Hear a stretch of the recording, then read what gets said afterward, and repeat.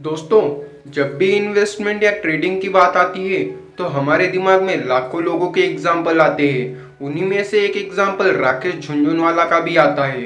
India के Warren Buffett कहे जाने वाले राकेश झुनझुनवाला का जीवन काफी रोमांचित रहा। वो एक अच्छे इन्वेस्टर, ट्रेडर, बिजनेसमैन और चार्टर्ड अकाउंटेंट थे।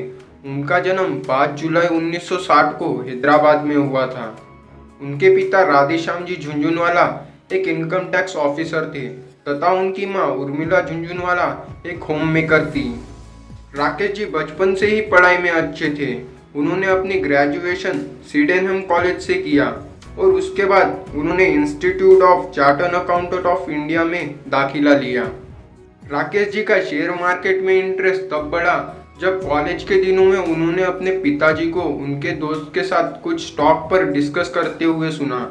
उसके बाद उन्होंने अपने पिताजी से स्टॉक ट्रेडिंग करने की अपनी इच्छा के बारे में बताया।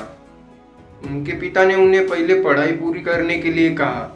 उसके बाद उन्होंने जनवरी 1985 को अपनी सीए की पढ़ाई पूरी करने के बाद फिर से अपने पिताजी के पास गए। उनके पिताजी ने उन्हें कहा, तुम मुझसे या किसी दोस्त से पैसे मांगकर निवेश नहीं करोगे। राकेश जी ने अपनी पिताजी के बात पर हामी भरी। राकेश जी ने साल 1985 में 5000 की पूंजी से अपनी करियर की शुरुआत की, जहां पे उन्होंने 43 रुपए के हिसाब से शेयर खरीदे।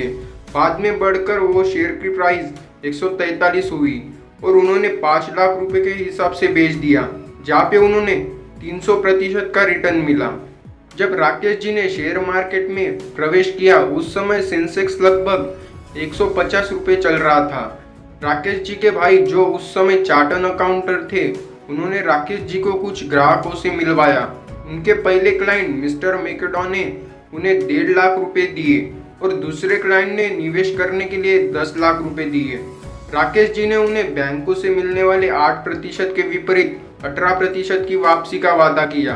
राकेश जी के प्रमुख निवेशों में टाइटन लिमिटेड जैसे कंपनियां शामिल है, जिसे उन्होंने 8 करोड़ शेयर 2002 में लगभग 5 रुपए पर शेयर के हिसाब से खरीदा, जो बढ़कर 2020 तक 1500 रुपए पर शेयर की प्राइस हो गई।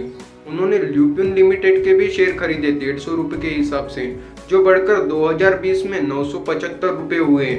इस तरह के निवेशों ने राकेश जी को अपार धन अर्जित करने में मदद की। श्री राकेश जी को भी कुछ कठिनाई का सामना करना पड़ा। जब 2008 की मंदी के बाद उनके शेयरों में 30% की गिरावट आई, लेकिन उन्होंने 2012 की शुरुआत में अपने लगभग सभी नुकसानों को कवर कर लिया।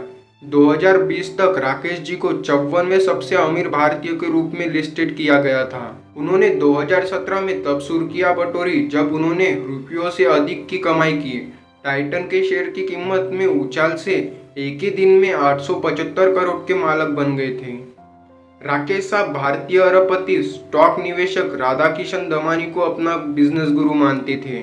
राकेश साहब की सफलता का मंत्र अपनी गलतियों से सीखना है। एक इंटरव्यू में जब उनसे पूछा गया कि एक सफल निवेशक बनने के लिए क्या करना पड़ता है, तो उन्होंने कहा, यदि आप नहीं मानते कि मार्केट उच्चतम है तो आप कभी भी यह स्वीकार नहीं करोगे कि यह आपकी गलती थी। यदि आप यह स्वीकार नहीं करते हैं कि यह आपकी गलती है तो आप कभी नहीं सीखोगे। शेयर बाजार में सफल होने के लिए न केवल गलतियों से सीखने की क्षमता की जरूरत होती है, बल्कि इसके लिए खुद को दोषी देने की भी जरूरत होती है। राकेश जी हंगामा डिजिटल मीडिया एंटरटेनमेंट के अध्यक्ष भी थे। उन्होंने इंग्लिश विंग्लिश, शमिताभ की एंड का जैसी फिल्मों को को प्रोड्यूस किया है। अगर हम राकेश झुनझुनवाला की व्यक्तिगत जीवन की बात करें तो उन्होंने 22 फरवरी 1987 को रेखा झुनझुनवाला से शादी कर ली। उनके 3 बच्चे हैं, उनकी बेटी निष्ठा तथा उनके जुड़वा बेटे आर्यमन और आर्यवीर। 14 अगस्त 1922 को राकेश जी को अपनी तबीयत में कुछ बेचैनी महसूस हुई, जिसके चलते उन्हें मुंबई के ब्रीच कैंडी अस्पताल में ले जाया गया। उसी सुबह करीब 6:30 बजे उन्होंने दुनिया को अलविदा कहा। डॉक्टरों ने बताया कि वह किडनी से संबंधित समस्या और मल्टीपल ऑर्गन फेलियर से पीड़ित थे। राकेश झुनझुनवाला नहीं रहे, पर उनके कार्यों से हमेशा निवेशक को प्रेरणा मिलती रहेगी। अगर ये वीडियो आपको अच्छी लगी है तो वीडियो को शेयर करके कमेंट बॉक्स में RIP राकेश सर लिख सकते हो। धन्यवाद।